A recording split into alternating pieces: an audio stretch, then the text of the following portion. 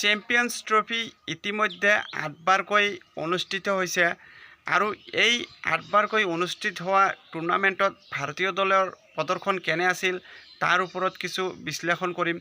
যদি দেখা যায় তেনেহ'লে এতিয়ালৈকে 8বাৰকৈ যি চেম্পিয়ন্স ট্ৰফি অনুষ্ঠিত হৈছিল, ভাৰতীয় দলে এই টুৰ্ণামেণ্টত ডমিনেট কৰি আছে। 1998 চনত প্ৰথমবাৰৰ কাৰণে এই চেম্পিয়ন্স ট্ৰফিৰ টুৰ্ণামেণ্ট অনুষ্ঠিত হৈছিল আৰু প্ৰথম এডিশ্যনতেই ভাৰতীয় দলে ছেমিফাইনেলত প্ৰৱেশ কৰি সফলৰূপে এই টুৰ্ণামেণ্টৰ সমাপ্তি ঘটাইছিল ভাৰতীয় দলে।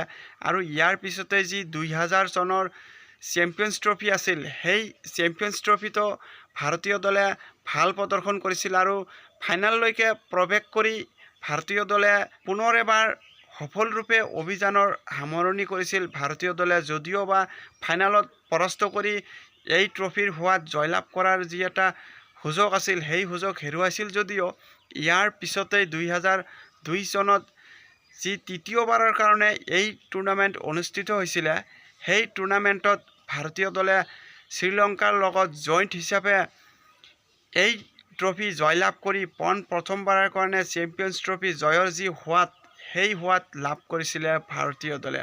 কিন্তু ইয়াৰ পিছত 2004, 2006 আৰু 2009 একেবাৰে তিনিবাৰকৈ ভাৰতীয় দলৰ প্ৰদৰ্শন একেবাৰে হতাশাজনক আছিলে আৰু গ্ৰুপ ষ্টেজৰ পৰা তিনিওবাৰে ভাৰতীয় দলে ওলাই যাব লগা হৈছিল এই টুৰ্ণামেণ্টৰ পৰা।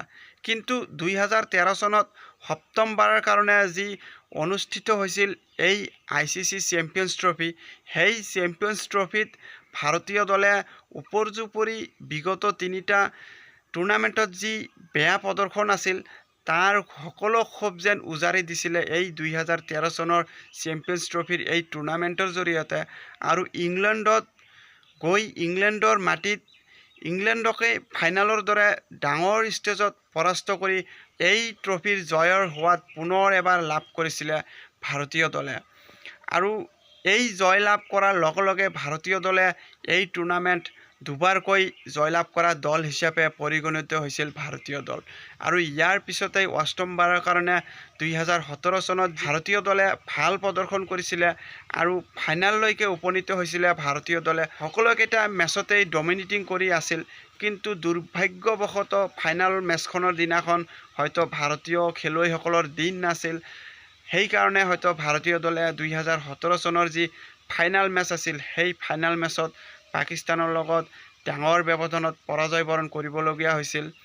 যদিওবা ফাইনেল মেচখনত পৰাস্ত হৈছিল, কিন্তু সম্পূৰ্ণৰূপে যদি দেখা যায় যি 8বাৰকৈ এই অডিশ্যনত অংশগ্ৰহণ কৰি ভাৰতীয় দলে 4বাৰকৈ ফাইনেল খেলিবলৈ পাৰিছে, কেৱল একমাত্ৰ দল সেয়া হ'ল ভাৰতীয় দল।